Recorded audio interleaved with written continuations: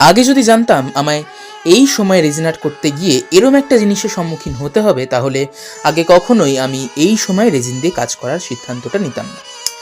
আসলে গত 12 তারিখ ছিল আমার একটি ভাইয়ের জন্মদিন, আর 9 তারিখ আমি স্কুল থেকে আসার পর মা আমার কাছে তাই আবদার করে বসে সেই ভাইয়ের একটা ছবি দিয়ে সুন্দর একটা 6 ইঞ্চের কোস্টার মোল্ডে ফ্রেম বানিয়ে দিতে।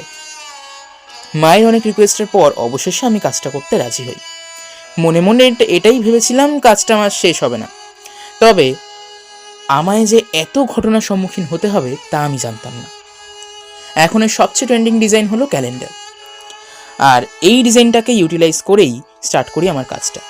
বেস লেগটা ভালো মতোই হয়ে যায়, তবে যেই বেস 10 থেকে 14 ঘন্টার মধ্যে শুকিয়ে যায় সেটায় 24 ঘন্টার পরও বেসটা একেবারে নরম। তবুও তার ওপরেই গোল্ডেন ফয়েলগুলো এজগুলোতে দিতে হলো আমায়। ঠিক তখনই আমি ফেস করলাম এক ঝাঁক বাবলস।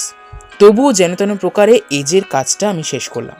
পরে ইন্টারনেট ঘেটে জানতে পারি যে উইন্টার হলো রেজিনের সবচেয়ে বড় শত্রু, আর রেজিনের মিক্সচারটি বাবল ফ্রি করতে হলে আমায় গরম জলে কন্টেনারটি নিয়ে গুলতে হবে।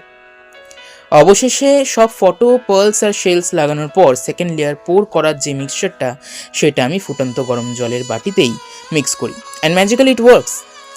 ইট removes 99% of bubbles from the mixture.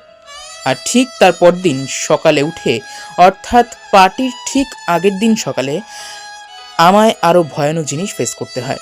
গোটা প্লেটটায় ওয়েভি টেক্সচার ক্রিয়েট হয়ে গেছিল।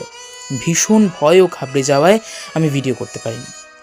কিছু না ভেবে থার্ড লেয়ার অফ রেজিন আমি চাপাই। সকাল 11টায় টিউশন থেকে এসে আবারও সেই একই জিনিস ফেস করতে হয়। আবারও আরও অনেক বেশি বেবি টেক্সচার ক্রিয়েট হয়েছে, ফটোগুলো দেখা যাচ্ছে না। এরপর সেই সকাল 11:30টায় বসে ঠাকুরের নাম নিয়ে আমি 4 নম্বর লেয়ারটা ঢালি, আর অবশেষে আমার বহু অপেক্ষিত এই প্লেটটির সুন্দর একটা আউটকাম আমি দেখতে পাই সেই দিন রাত 11:45-এ। এই কাজের পর আমি ডিসিশন নিই আর কখনো শীতকালে আমি এত বড় রেজিনের কাজ করব না। আর বুঝি যে আমি রেজিন নিয়ে কাজ করছি সবে 8 থেকে 9 মাস হয়েছে, 1 বছরও না। আমার আরও শেখা বাকি। তোমরা জানিও তোমাদের কেমন লাগলো।